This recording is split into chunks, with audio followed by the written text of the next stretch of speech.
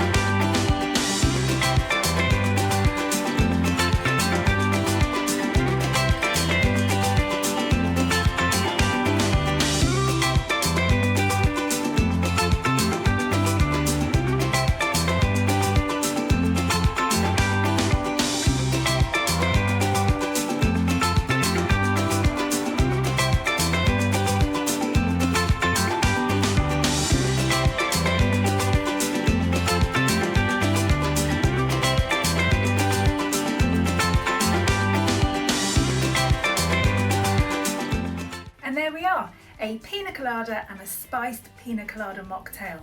The syrup from this one is actually really nice on its own as well, so you can try it over ice too. Cheers!